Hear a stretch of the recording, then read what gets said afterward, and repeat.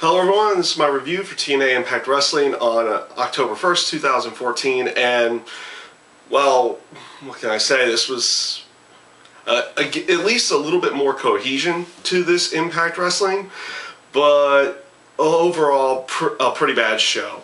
Mainly to the aspects of two areas where you know, realistically, you would not see any of these people ever try doing what they did.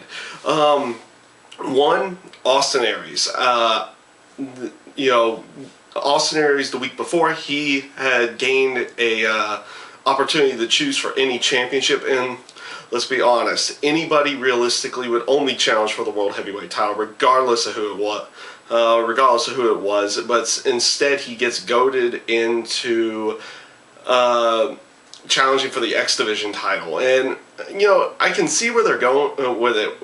Why they went with it, they were trying to go with what they thought more people would want to see, because they've already seen Lashely and Austin Aries. But realistically, you get an opportunity to choose for any title, you go for the World Heavyweight title.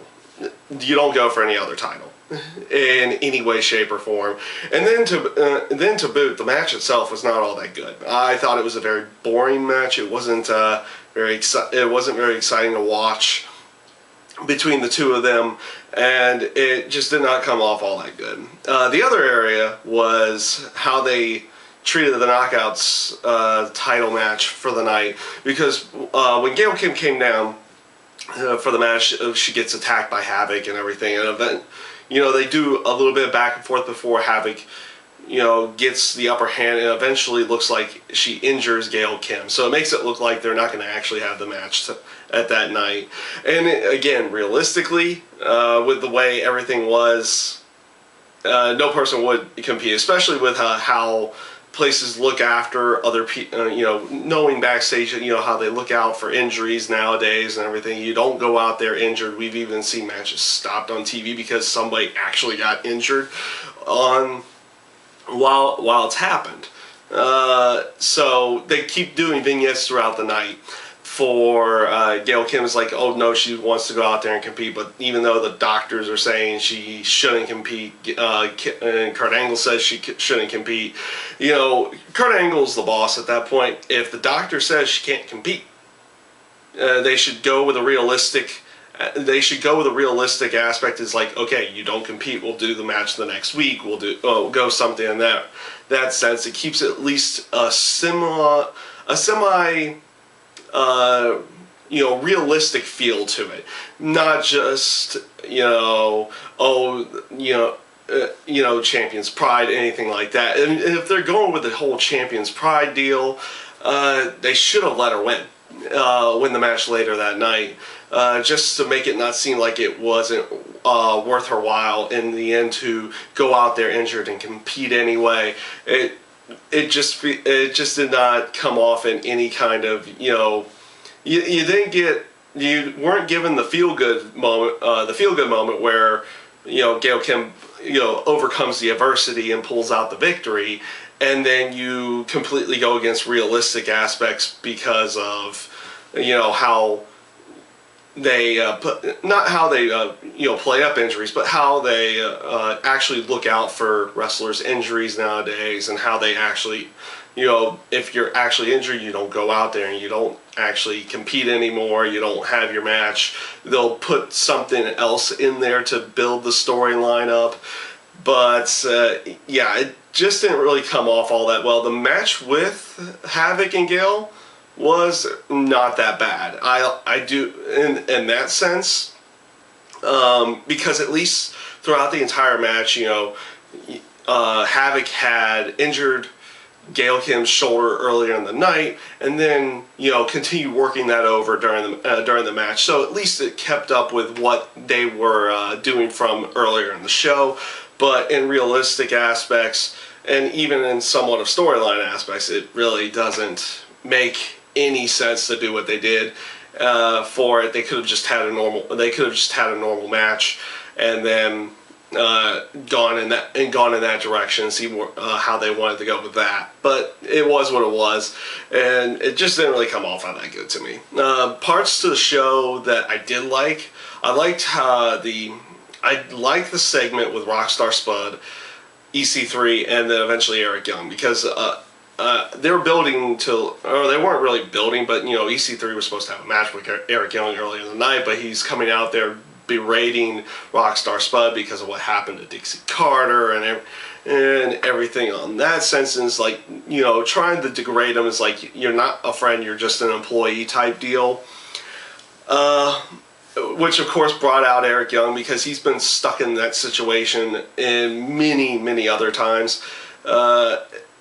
For his character, to continually get pushed around and everything like that. So he was trying to stick up for Spud and everything, and then eventually leading to their match, which was an okay match itself. Of course, they're still building EC3 as like an undefeated in the singles competition, so they kept that going with this, and I felt that it came off really good. And honestly, EC3 is probably one of my it's probably one of the favorite parts of the show at this point for me as well. Because I like his character.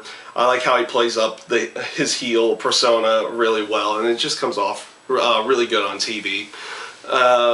The segment with Mr. Anderson and MVP's match. This is where I actually do like the cohesion, because Mr. Anderson's been, they've been having him with Chris Melendez here, and almost mentoring him and how much, and showing off like how much Mr. Anderson respects him for being in the Army, being in the military, and doing everything he did to serve the country, and of course, sticking with the MVP because of what Kenny King had done to Chris Melendez in weeks past. I liked where they went with that. The match with MVP and Mr. Anderson was pretty good. It was okay in its sense as well. You didn't really have a great match on this show. You had a bunch of okay ones in general. But, again, I did somewhat like where they were going with that. I don't think it's really... the one biggest problem that I thought they were going to do with Chris Melendez was, play up the whole...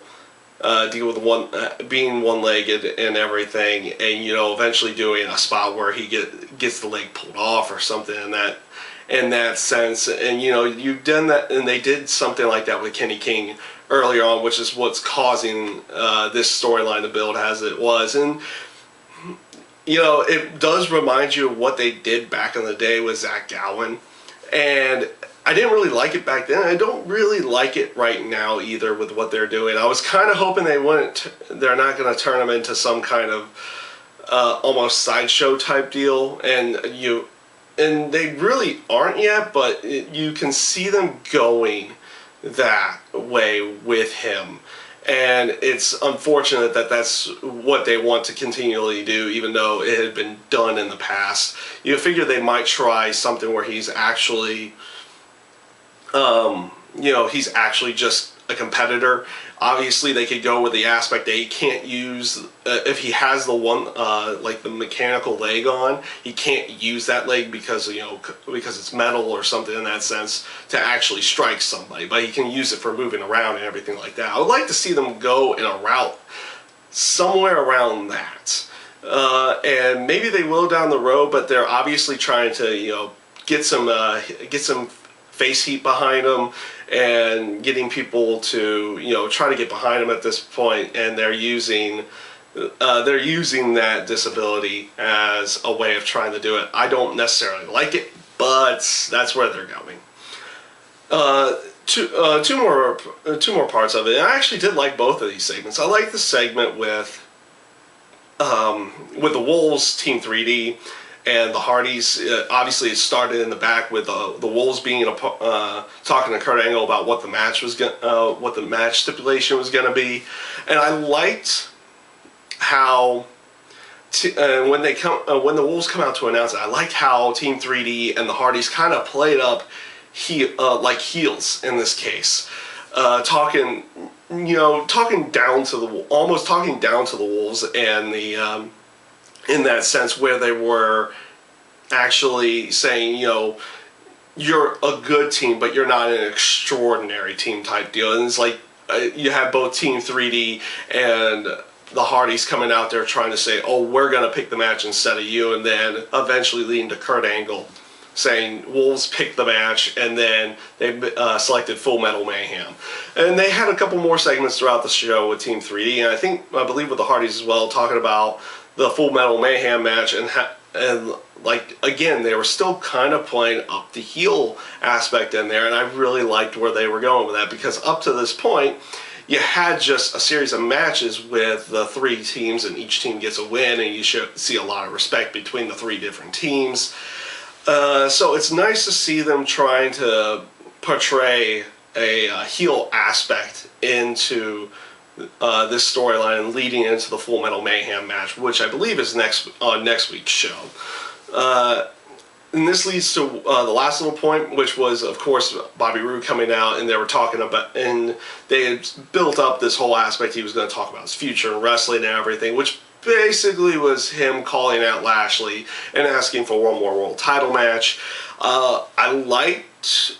I like and almost see a semi-face turn with Lashely potentially coming in the future, because it seemed like he was going to answer Bobby Roode's challenge to him by himself. But of course he had Kenny King and MVP out there, and I liked how MVP and Kenny King were just like playing up. It's like, come on, just get to the point, all that kind of stuff. I liked how heelish they were in this segment. Eventually leading to MVP interrupting Lashely and saying, no, you don't get a world title match. I liked where they were going with that. Obviously, obviously this is setting up for them to eventually getting a world title match down the road, and it should be a fun match to watch again, because the first one was a lot of fun as well. So we'll see where they go, and you almost see a potential face turn with Lashely, because he didn't like the fact that MVP interrupted him and when he was about to actually answer Bobby Roode. So we'll see where they actually go with that. The only real downside was that they had no real build-up towards Bound for Glory. Well, I mean, that not really the only downside, because there was a couple other downsides to the show, and just a little bit of cohesion and problems with what with what they should have gone with realistically on the show, because let's face it, wrestling, of course, scripted, but you want to keep some sense of realism in there and in the show, and they failed that with both having Austin Aries not choose the World Heavyweight title, and how they treated the whole storyline between Gail Kim and Havoc's match set up throughout the night as well. And then, of course, no real Bound for Glory build as well to go with that. So overall, you had a bunch of okay matches on the show, but I feel like the show itself wasn't really that good. It did have its ups in there, and it had some good segments in there, but it overall wasn't really that good from beginning to end. So that's my review this week for TNA Impact Wrestling, and I thank you guys for watching.